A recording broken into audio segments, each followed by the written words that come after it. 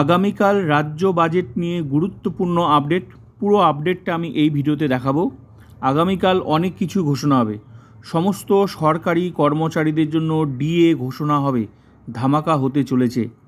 তবে ডিএ 12% হবে নাকি 42% হবে আগামীকাল পরিষ্কার হয়ে যাবে। নিয়োগ নিয়েও গুরুত্বপূর্ণ আপডেট রয়েছে। আগেই ঘোষণা হয়েছে যে এবছরেই প্রায় 50,000 নতুন নিয়োগ কিন্তু হবে। তো পুরো আপডেটটা আমি দেখাচ্ছি।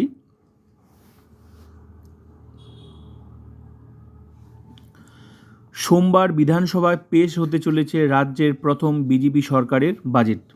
আর 48 ঘন্টা কাটলেই স্পষ্ট হয়ে যাবে রাজ্য সরকারি কর্মচারীদের ভাগ্য।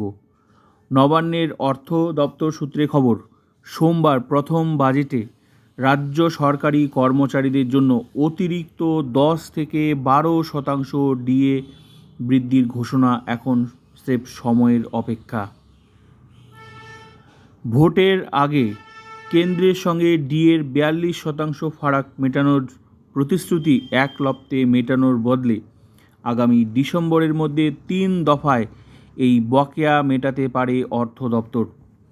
মুখ্যমন্ত্রী শুভেন্দু অধিকারী ইতিমধ্যেই আশ্বাস দিয়েছেন 2027 সালের জানুয়ারি থেকেই রাজ্যের সপ্তম বেতন কমিশন কার্যকর হবে।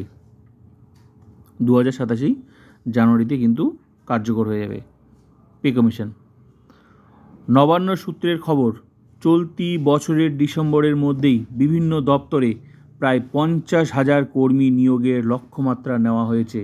এটা লেটেস্ট আপডেট। নিয়োগ হবে, নতুন নিয়োগ।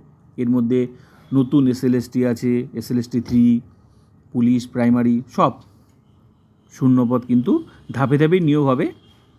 তো খুব শীঘ্রই দফায় দফায় এর বিজ্ঞপ্তি বেরোবে। সম্প্রতি কর্মচারী সংগঠনগুলির সঙ্গে বৈঠকেও মুখ্যমন্ত্রী এই নিয়োগের ব্যাপারে সবুজ সংকেত দিয়েছিলেন। তো লেটেস্ট আপডেট, আগামীকাল অনেক কিছুই ঘোষণা হতে চলেছে এবং ধামাকাও থাকবে। এর থেকেও বেশি কিছু থাকতে পারে, থাকার সম্ভাবনা রয়েছে। তবে দেখা যাক, আগামীকাল অনেক কিছুই ঘটবে। তো ভিডিওটা ভালো লাগলে like, comment, subscribe and share.